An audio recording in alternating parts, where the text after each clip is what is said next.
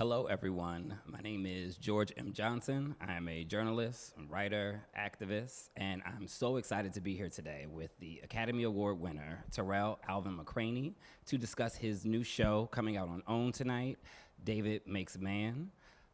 Tarell, I'm happy once again to be interviewing you yet again. 2 years ago, I interviewed you for Entertainment Tonight, right after you signed the deal with OWN, and we were discussing what this show would potentially be about. And now we're here tonight at the premiere. How are you feeling, for starters? I'm so tired. I'm so tired, but I can't sleep because I'm so excited. Like you said, it's been a journey to this very moment, and I'm glad to be moments away from it, talking to you rather than sweating somewhere else, worried about how it happens. I love that folks are excited. I'm excited, but I also am just an anxious person by nature. Right. So. For those who don't know, can you explain what is your show David Makes Man about? David Makes Man is a story about a young man named David who is trying to, as often happens with young black folks, put together the tools to make adulthood happen for him and to survive. And we watched this happen. That's the sort of short of it. The long of it is that we watch the interiority of this black young boy become the staple of his adulthood. Right. We watch as he, deals with things that most young people deal with, pressures at home, pressures at school, but use his imagination to find clever and engaging ways to survive. I think that's just so important. It shows that we all come from different walks of life, and kind of like how black lives are really, really nuanced at times and not just the stereotypes. As the show, continues, not going to give too much away. I got to see a little bit of it. You introduce, these LGBTQ characters throughout. Can you just talk a little bit about visibility and representation and why it was important that you kind of intersected them into this story? It's interesting, and I don't know. I should find a better phrasing for this, but there was no genius moment of sitting down going, "Oh, I'm going to include LGBTQI folk in this story." There was no moment where I was like, there was no moment where I had to sort of ponder how they would fit in. The fabric of the story only could be told with them in it because the experiences that I had and a lot of people who have helped to collaborate and make this story all have, LGBTQ folks in their lives. Absolutely. And so, from the people you see are representation of the folks who were a part of my community and are a part of my community. And so it was just important to tell the truth, but also easier, right? One of the things that you do so amazingly, whether it was Moonlight, whether it's David Makes Man, whether it's Choir Boy, is that your blackness is inherently queer. Yeah. And so I think maybe that's like almost the best way to say it is like, it's not about how you sit and have to think, I have to include these people because they're already inherently within the blackness that you create. Just to shift a little bit more towards like some of the characters in the show, you are a native of Florida. Yeah. I always like to make sure everyone knows that. 305. Like, he's a native of the 305. That's and right. His grill pictures make sure you just go and check him out on Twitter or IG. He has beautiful grill pics always. I would have worn them today, but I can't talk with them in. Can you tell us how much of you and your narrative is going to be, like your upbringing is going to be included within the show? Yeah, the show, the bedrock of the show is my experience growing up in Miami-Dade County. Moonlight was a very specific version of me growing up in Liberty City, experiences from Liberty City. But David talks about a quieter time, a time that people don't really know about, in a town called Homestead, Florida, which is about 50 miles south of Miami.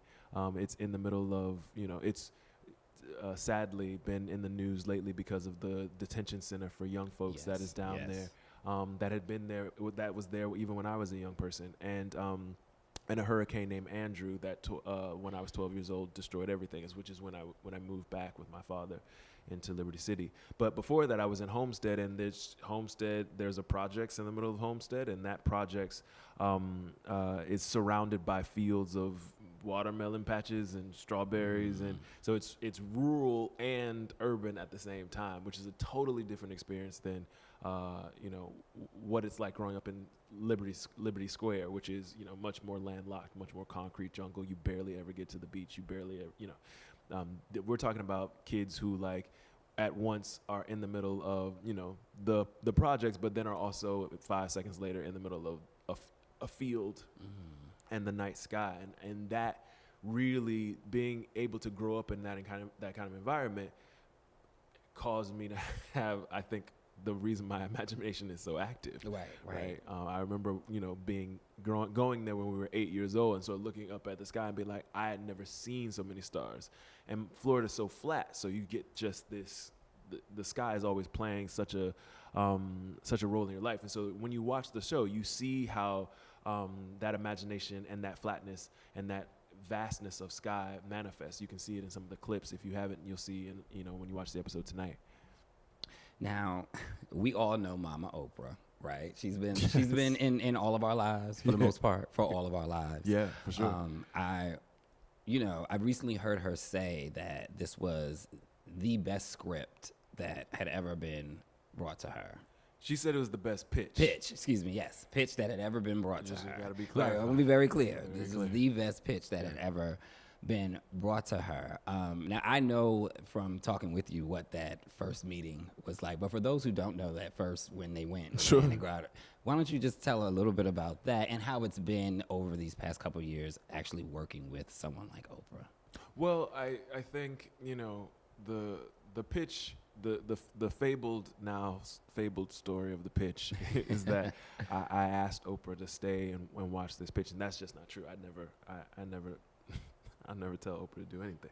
I asked nicely, even just to sit next to her. So she was gracious enough to come to check out of a meeting with Discovery, the board of Discovery, to come say hello to us when Michael B. Jordan, myself, and Mike Kelly, Melissa Loy went to pitch to OWN.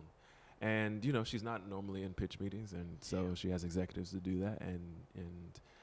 But when she came in, she wanted to say hello because she'd seen Moonlight. Also, she and MBJ are close, or friends, and so she was just being gracious and welcoming.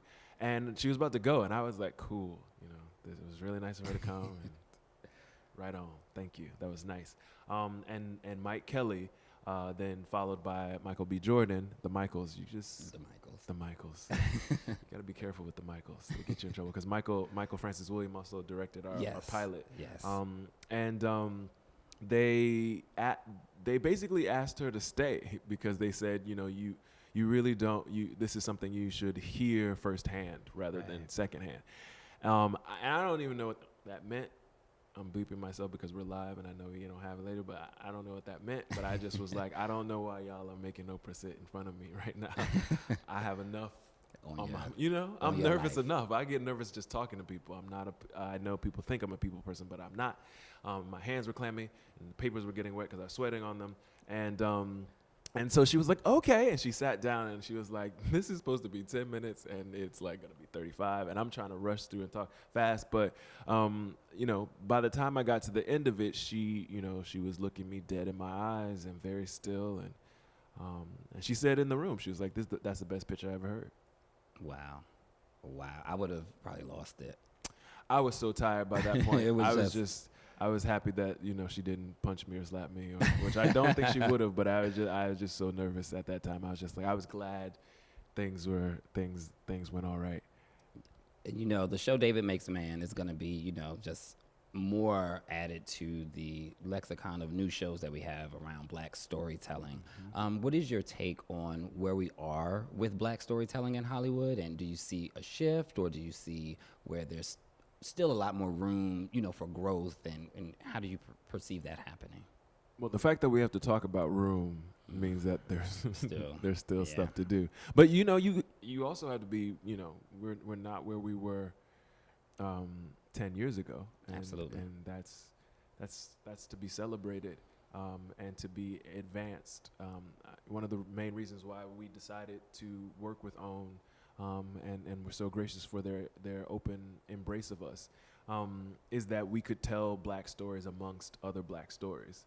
You know, a story like this, I feel like would be,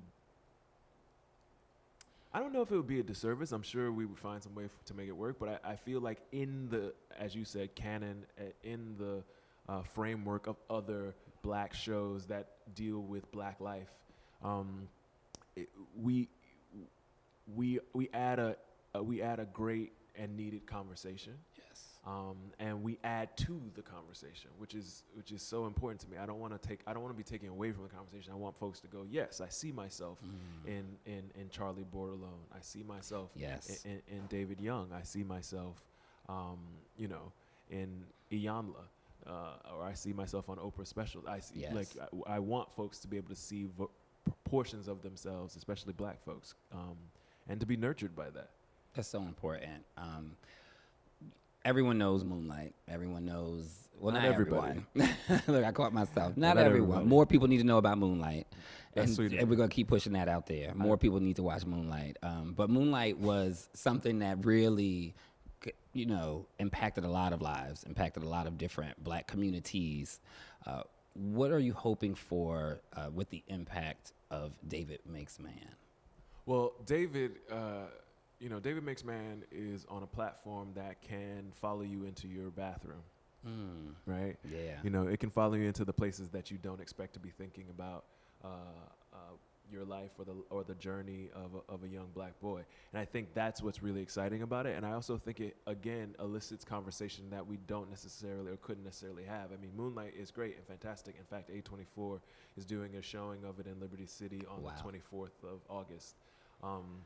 Just on a billboard, but again, it's limited in the capacity in which it could, and also it's a film. There's a sort of finite portion to it.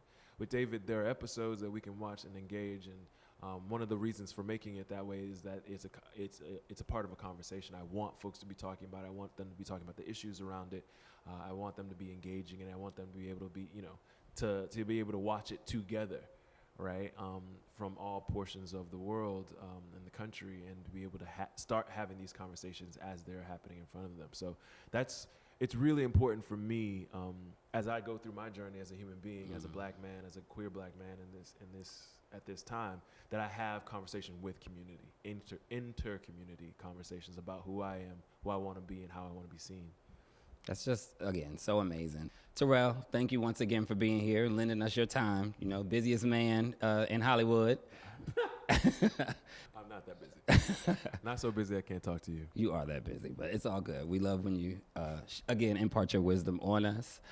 Everyone, please be sure to watch David Makes Man this evening and use those hashtags. Terrell, what are those hashtags again? The hashtags are simple. They're hashtag David Makes Man or at David Makes Man on Twitter and Instagram. And the show is on OWN and at OWN TV. Tonight on OWN, 10 p.m. Eastern, 9 p.m. Central Time. So make sure you are tuned in to watch the premiere of David Makes Man on OWN. See y'all there.